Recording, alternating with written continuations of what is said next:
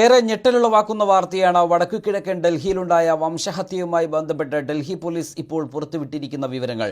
125 പേരുള്ള WhatsApp group രൂപീകരിച്ചതിനു ശേഷം മുസ്ലിങ്ങളെ കൊലപ്പെടുത്താൻ ഇതിൽ ആസൂത്രണം നടത്തുകയായിരുന്നുവെന്നാണ് പോലീസ് ഇപ്പോൾ വ്യക്തമാക്കിയിരിക്കുന്നത്. ആക്രമിക്കുവാനുള്ള ആയുധങ്ങളും അക്രമത്തിന് സഹായിക്കുന്ന ആളുകളെയും ഗ്രൂപ്പിലൂടെ ചർച്ച നടത്തിയതിനു ശേഷം പല ദിക്കുകളിലേക്കായി എത്തിച്ചു നൽകുകയായിരുന്നുവെന്നും പോലീസ് ഇപ്പോൾ വ്യക്തമാക്കിയിട്ടുണ്ട്. മുസ്ലിങ്ങളെ കൊലപ്പെടുത്തി അഴുക്കുചാലുകളിൽ തള്ളിയതിന്റെ വിവരങ്ങൾ ഈ വാട്സാപ്പ് ഗ്രൂപ്പിൽ പങ്കുവച്ചതായി പോലീസ് ഇപ്പോൾ കണ്ടെത്തിയിട്ടുണ്ട്.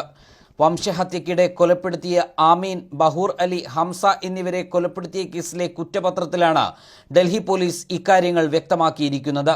ഇതേ വാട്സാപ്പ് ഗ്രൂപ്പ് അംഗങ്ങൾ കൂടുതൽ പേരെ കൊലപ്പെടുത്തിയിട്ടുണ്ടെന്നും അക്കാര്യങ്ങൾ തുടർന്നുള്ള അന്വേഷണങ്ങളിൽ മാത്രമാണ് വ്യക്തമാകുക എന്നുമാണ് പോലീസിന്റെ കുറ്റപത്രത്തിൽ വ്യക്തമാക്കുന്നത്. കറ്റാർ ഹിന്ദുത്വ ഏക്ത എന്നാണ് ഇവരുടെ കൊലയാളി വാട്സാപ്പ് ഗ്രൂപ്പിന്റെ പേര്.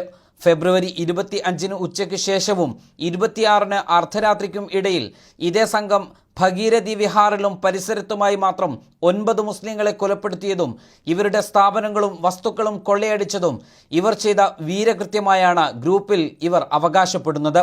ഗ്രൂപ്പിലെ മറ്റംഗങ്ങൾ അവരെ പ്രോത്സാഹിപ്പിക്കുന്നതും പ്രശംസിക്കുന്നതും കാണാമെന്നും പോലീസ് വ്യക്തമാക്കുന്നു. ഫെബ്രുവരി 25 രാത്രിയിലാണ് ആമീൻ കൊല ചെയ്യപ്പെടുന്നത്. കൊല്ലുന്നതിന് മുൻപ് ജയ് ശ്രീറാം വിളിക്കാനും സംഘപരിവാർ ഭീകരർ ആമീനോട് ആവശ്യപ്പെട്ടിരുന്നു. ഇതിന് വിസമ്മതിച്ച ആമീനെ കൊന്ന ശേഷം സമീപത്തെ അഴുക്കുചാലിലേക്ക് വലിച്ചെറിയുകയുമായിരുന്നു. കലാപകാരികളായ ഭീകരർ മുസ്ലിങ്ങളാണെന്ന് തിരിച്ചറിയാൻ അവരെ വഴിയിൽ തടഞ്ഞു നിർത്തിയ ശേഷം തിരിച്ചറിയൽ കാർഡുകൾ പരിശോധിച്ചാണ് കൊലപ്പെടുത്താൻ തുടങ്ങിയത്. കേസിലെ പ്രധാന പ്രതിയെന്ന് പോലീസ് കണ്ടെത്തിയ ലോകേഷ് വാട്സാപ്പ് ഗ്രൂപ്പിലെ തന്റെ മെസ്സേജുകളെല്ലാം ഡിലീറ്റ് ചെയ്യുകയും ഗ്രൂപ്പിൽ നിന്ന് ലെഫ്റ്റ് അടിച്ചു പോവുകയും ചെയ്തെങ്കിലും അവയെല്ലാം പോലീസ് കണ്ടെടുത്തിട്ടുണ്ട്. ആർക്കെങ്കിലും മുസ്ലിങ്ങളെ കൊല്ലാൻ താല്പര്യമുണ്ടെങ്കിൽ അവർക്കാവശ്യമായ തോക്കുകൾ, വെടിയുണ്ടകൾ, ആളുകൾ, മറ്റ് ആയുധങ്ങൾ തുടങ്ങിയവ ഗംഗാവിഹാറിലേക്ക് താൻ എത്തിച്ചു നൽകാമെന്നായിരുന്നു ലോകേഷിന്റെ ആദ്യ പോസ്റ്റ്. തുടർന്ന് ഗ്രൂപ്പിലെ ഓരോരുത്തരും നടത്തിയ കൊലപാതകങ്ങളുടെ വിവരങ്ങളാണ് ഗ്രൂപ്പിൽ ഓരോരുത്തരും പങ്കുവെക്കുന്നത്. അക്രമ സമയത്ത് പ്രതികൾ ഗോകുൽപുരി, ഗംഗാവിഹാർ, ജോഹരിപ്പൂ, ഭഗീരഥി വിഹാർ തുടങ്ങിയ സ്ഥലങ്ങളിൽ കറങ്ങുകയായിരുന്നുവെന്ന് അവരുടെ ഫോണിലെ ലൊക്കേഷൻ പരിശോധിച്ചതിൽ നിന്നും പോലീസിന് വ്യക്തമായിട്ടുണ്ട്. ഈ കേസിൽ മൊത്തം 9 പ്രതികളാണുള്ളത്. വാട്സാപ്പ് ഗ്രൂപ്പിൽ പ്രതികൾ കുറ്റം സമ്മതിക്കുന്നതിനാൽ പ്രതികളുടെ കുറ്റസമ്മതമായി ഇത് കണക്കാക്കാമെന്നാണ് പോലീസ് കുറ്റപത്രത്തിൽ വ്യക്തമാക്കുന്നത്. അതേസമയം പോലീസിന്റെ കുറ്റപത്രം പുറത്തുവന്ന സാഹചര്യത്തിൽ എന്തായിരിക്കും ഡൽഹി പോലീസിന്റെ തുടർ നടപടികളെന്ന് കാത്തിരിക്കുകയാണ് രാഷ്ട്രീയ India.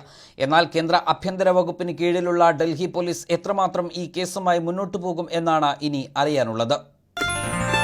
waytonikah.com, the exclusive Muslim matrimonial site.